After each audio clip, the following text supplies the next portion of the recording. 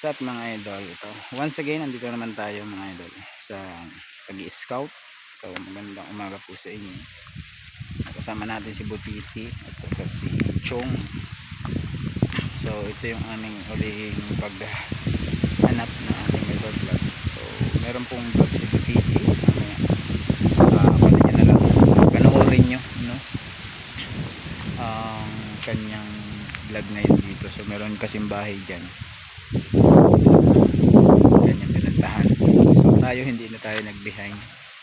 Dito na lang muna tayo sa area vlog. Grabe guys, oh, napakalaki ng agad rito sa Mindanao.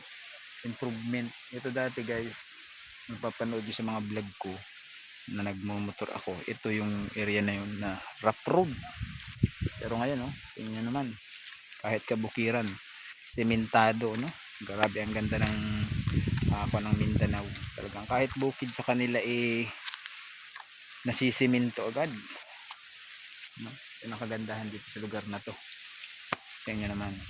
So talagang binibigay nila sa mamayan yung serbisyong gobyerno dito sa Kamindanawan.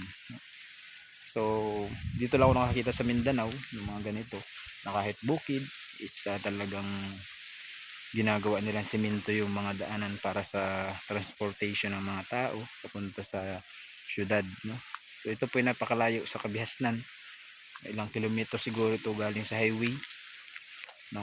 Itong daan na to patagos ito sa, kung naalala nyo yung vlog natin sinaliklik, tsaka itong unang tinirahan ng mga batang puti, dating rough road po ito yung first time namin nagbablog dito. Grabing putik ang nadanas natin dito, pero ngayon guys, oh, ngayon ulit kami nakabalik dito nga kadaan, sementado na, o diba, paganda ng kanilang serbisyo ng Mindanao, no?